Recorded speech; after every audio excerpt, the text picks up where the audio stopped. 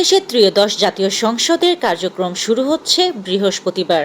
প্রথম দিনেই নতুন স্পিকার ও ডেপুটি স্পিকার নির্বাচন করার কথা থাকলেও সংসদের এই অধিবেশনটি সূচনা হবে স্পিকারের শূন্য আসন নিয়ে। সংখ্যাগরিষ্ঠ দল হিসাবে বিএনপির সিদ্ধান্ত অনুযায়ী সংসদ নেতা তারেক রহমানের প্রারম্ভিক বা স্বাগত বক্তব্যের মাধ্যমে এই অধিবেশনের আনুষ্ঠানিক কার্যক্রম শুরু হবে। আগামীকাল বৃহস্পতিবার ত্রয়োদশ জাতীয় সংসদের প্রথম অধিবেশনের মধ্য দিয়ে সংবিধান সংস্কার পরিষদের যাত্রা শুরু হবে বলে মন্তব্য করেছেন জাতীয় নাগরিক পার্টির এনসিপির আহ্বায়ক সংসদ সদস্য নাহিদ ইসলাম। তিনি বলেছেন, আমরা আশা করছি সরকারি দল শপথ নিতে সম্মত হবে এবং যে পুরনো রাষ্ট্রপতি সেই রাষ্ট্রপতিকে সরিয়ে নতুন রাষ্ট্রপতি নির্বাচনের আয়োজন শুরু করা হবে, উদ্যোগ গ্রহণ করা হবে। আসন্ন পবিত্র ঈদ উল ফিতরে ঘরমুখী মানুষের যাত্রা নির্বিঘ্ন, নিরাপদ ও চাঁদামুক্ত করার লক্ষ্যে ঢাকার মহাখালী বাস টার্মিনালে পরিবহনের মালিক ও শ্রমিকদের সঙ্গে মতবিনিময় সভা অনুষ্ঠিত হয়েছে।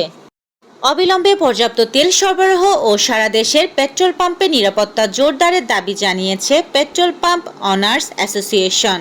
বুধবার রাজধানীর স্কাই সিটি হোটেলে আয়োজিত সংবাদ সম্মেলনে বাংলাদেশের পেট্রোল পাম্প অনার্স অ্যাসোসিয়েশনের সভাপতি মোহাম্মদ নাজমুল হক একথা বলেন।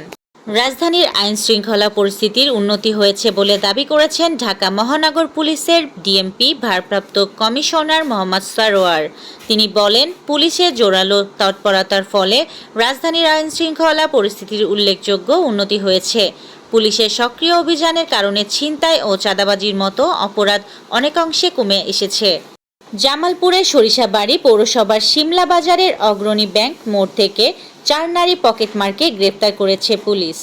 বিশ্ববাজারে জ্বালানি তেলের লাগামহীন মূল্যবৃদ্ধির কারণে ট্রাম্প প্রশাসনের রীতিমতো উদ্বেগ উৎকণ্ঠা শুরু হয়েছে। প্রশাসনের শীর্ষ কর্মকর্তাদের ধারণা ছিল, ইরানের সঙ্গে যুদ্ধ শুরুর প্রথম কয়েকদিনে জ্বালানি তেলের দাম সাময়িক বাড়বে, কিন্তু বাজার পরিস্থিতি যে এমন ভয়াবহ ও দীর্ঘমেয়াদী রূপ নেবে তা তাদের পরিকল্পনার বাইরে ছিল। হোয়াইট হাউসের ভেতরে এ বিষয়ে হওয়া আলোচনা সম্পর্কে জানেন এমন একাধিক সূত্র সিএনএনকে এই তথ্য জানিয়েছে। ইরানের খাতাম আল আম্বিয়া সামরিক কমান্ড সদর দপ্তরের একজন মুখপাত্র বলেছেন, পারস্পরিক হামলার নীতি শেষ হয়ে গেছে। মুখপাত্র ইব্রাহিম জোলফাকারি জানিয়েছেন, তেহরানের নতুন নীতি হবে ধর্মঘাটের উপর ধর্মঘাট। তিনি আরও বলেন, হরমুজ প্রণালী দিয়ে যুক্তরাষ্ট্র, ইসরায়েল এবং তাদের অংশীদারদের কাছে 1 লিটার তেলও যেতে দেবে না ইরান। মধ্যপ্রাচ্যে যুদ্ধের আঁচ অনেক আগেই এসে পড়েছে ভারতের গায়ে। সরবরাহ সংকটে বেড়ে গেছে গ্যাসের দাম। এবার তার ধাক্কা লাগছে পশ্চিমবঙ্গের হোটেল ব্যবসাতেও। এবার ইরানের ক্রীড়ামন্ত্রী বলেছেন, যারা আমাদের নেতাকে হত্যা করেছে তাদের দেশে আমরা বিশ্বকাপ খেলতে যাব না। প্রথম ওয়ানডেতে পাকিস্তানকে 8 উইকেটে হারিয়েছে বাংলাদেশ। নাহিদ রানার 5 উইকেটের পর ওপেনার তানজিদ হাসান তামিমের অপরাজিত 67 রানে ভর করে প্রথম ওয়ানডেতে বাংলাদেশ সহজেই পাকিস্তানকে 8 উইকেটে পরাজিত করেছে। এই ছিল আজকের শীর্ষ সংবাদ। ছিলাম আমি ইয়াসমিন লিভা, সুরমা টিভি 24।